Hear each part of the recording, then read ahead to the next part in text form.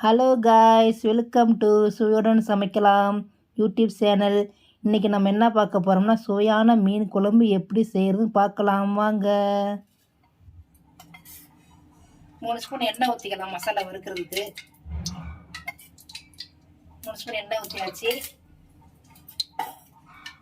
மிளகு 2 ஸ்பூன் எடுத்து வச்சுருக்கிறேன்.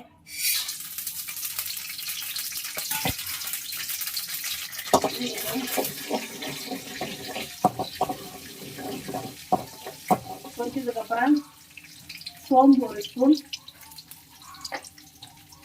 ஜீரகம் 1 ஸ்பூன், எந்த 1/2 ஸ்பூன் போட்டால் போதும். ஏன்னா உப்பு போட்டால் கசக்கும். நல்லா 1/2 ஸ்பூன் போட்டுக்கிறேன். நல்லா கிண்டி விட்டுக்கலாம். பொரியட்டும்.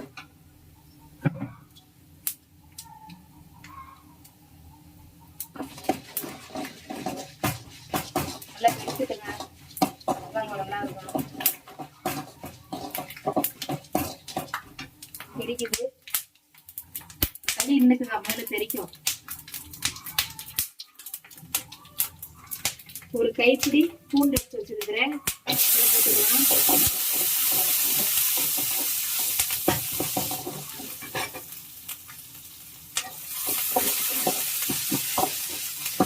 பூண்டு கொஞ்சம் வதக்கிக்கலாம்.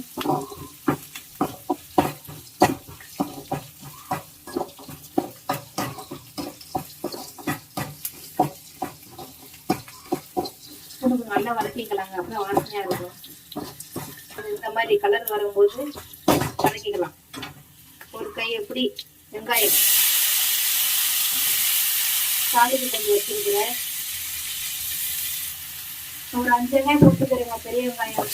சின்ன வெங்காயமா சின்ன வெங்காயம் போட்டுக்கிறேன். சின்ன வெங்காயம் இல்லை, நான் பெரிய வெங்காயம் போட்டுக்கிறேன். இதுக்கு நல்லா வதக்கிக்கலாம்.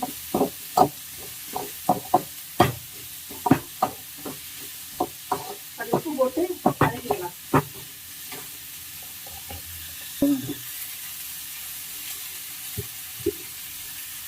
கல்லுப்பு போட்டு நான் வதக்கிக்கிறேன் வெங்காயத்தை. அப்புறம் சீக்கிரம் வதங்கும்.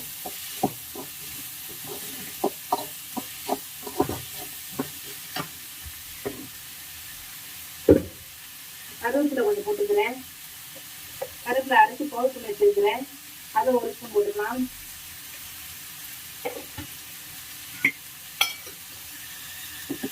நல்லா வதக்கிக்கலாம். மீன் குழம்புக்கு வேண்டிய மசாலா வந்து நம்ம வறுத்து அரைச்சி நம்ம பண்றோம்.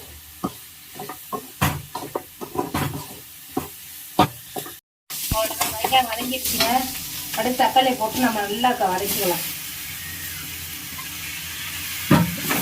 நல்லா வதக்கிடணும். தக்காளி வந்து கொல கொலன்னு ஆயிடுச்சுங்க. அந்த மாதிரி அரைச்சி தக்காளி நம்ம நல்லா வதக்கிடணும். குழம்பு நல்லா வதக்கினதுக்கு அப்புறம் ஆற வச்சு நம்ம மசாலா அரைச்சி குழம்பு தாளிச்சு விட்டுடலாம். இந்த பதத்துக்கு வதக்கினா போதும். நல்லா குழம்புன்னு ஆயிடுச்சு பாருங்க. நல்லா வதக்கியாச்சு. அடுத்து 1 ஸ்பூன் சாம்பார் தூள் போட்டுக்கலாம். 2 ஸ்பூன் போட்டுக்கலாம் சாம்பார் தூள்.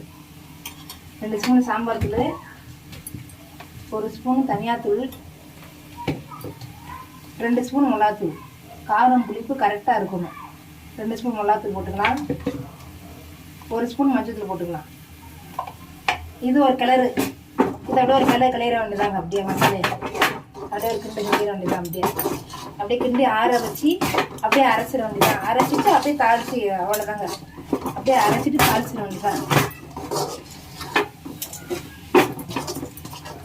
அவ்வளோதாங்க மசாலா. இதில் கொஞ்சம் சாம்பார் தூள், மிளகாத்தூள், தனியாத்தூள் இதெல்லாம் போட்டு வதக்கினா நல்லாயிருக்கும். அதுதான் நம்ம அந்த மாதிரி வதக்கி ஆற வச்சு அரைச்சி நம்ம தாளிச்சிட வேண்டியதான். அவ்வளோதான். அடுத்து பார்ப்போம். மசாலா அரைச்சி வச்சாச்சு.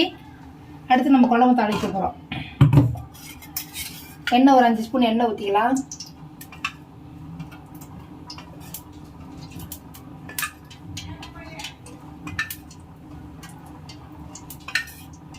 ஸ்பூன் எண்ணெய் ஊற்றிக்கலாம்.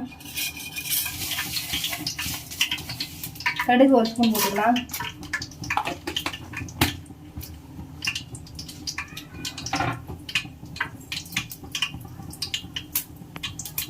பொரிஞ்சிருச்சு. ஜீரகம் ஜீரகம் 1/2 ஸ்பூன், வெந்தயம் 1 ஸ்பூன் போட்டிருக்கிறேன். பொரிஞ்சதுக்கு அப்புறம் வெங்காயம் எடுத்து தாளிச்சிருக்கிறேன். வெங்காயம் தாளிக்கு எடுத்து வச்சிருக்கிறேன்.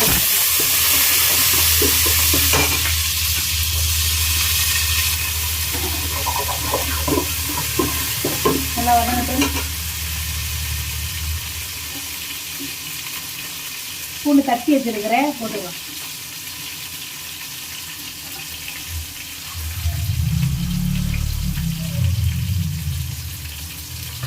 வதங்கட்டும்ல.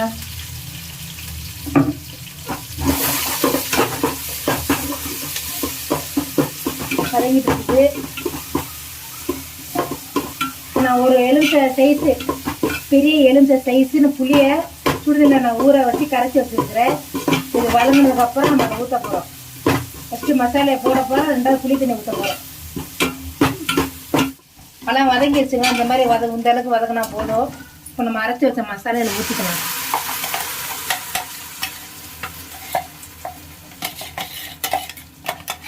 ஊற்றியாச்சு.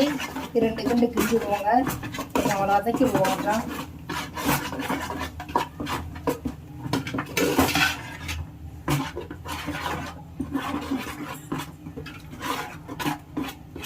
புளித்தண்ணி ஒரு பெரிய எலுமிச்சை சைஸில் எடுத்து சுடுதண்ணியை போட்டு நான் ஊற வச்சு கரைச்சி வச்சுருக்கிறேங்க. அப்போ தண்ணியை ஊற்றிக்கலாம். உங்களுக்கு குழம்பு எவ்வளோ வேணுமோ நீங்கள் வச்சுக்கோங்க. எனக்கு தகுந்த மாதிரி நான் வச்சுருக்கிறேன். உங்களுக்கு எவ்வளோ வேணுமோ நீங்கள் வச்சுக்கலாம்.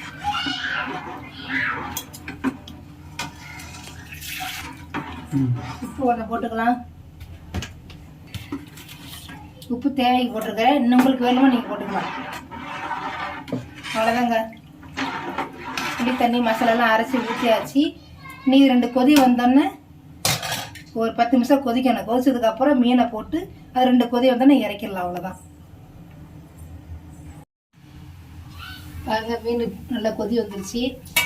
இந்த மாதிரி கொதிக்கணும் மீன் குழம்பு. நீங்கள் மீனை போட வேண்டியதாங்க. நம்ம நல்லா கொதிச்சிருச்சுங்க 10 நிமிஷம்.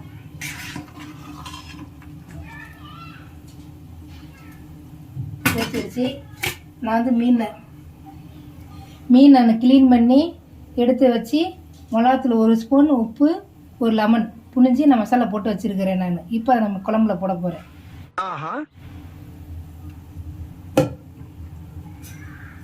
நீங்கள் எந்த மீனாக இருந்தாலும் இந்த மாதிரி பண்ணலாம்.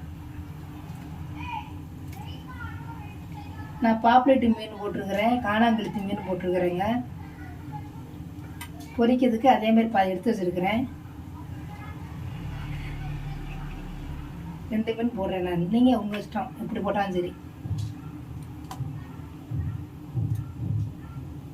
கொதி வந்து அவ்வளோதாங்க. மீன் போட்டாச்சு. 2 கொதி வந்தானே மேலே கொத்தமல்லியை போட்டு அடுப்பு ஆஃப் பண்ணிட வேண்டியதான். மீன் குழம்பு ரெடி.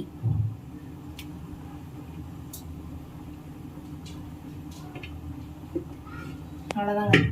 அவ்வளோ மீன் கொதிச்சான்னு பார்க்கலாம். பாருங்க இப்படி கொதிக்குதுண்ணே. என்னென்னா பிரிஞ்சு வந்துருக்கு பாருங்க. என்னென்னா நம்ம விட்ட தாளிச்சு விட்டதில் என்னென்னா பிரிஞ்சு வந்துருக்குது. அப்படியே அவ்வளோ ரொம்ப போட்டு கிண்டக்கூடாதுங்க. மீன் உடஞ்சிரும். இப்படி சைட்லே போட்டு நீங்கள் கிண்டணும். இப்படி கிண்டணும். ரொம்ப போட்டு கிண்டிங்கன்னா துணிக்கலாக போயிருங்க மீன் பூரா.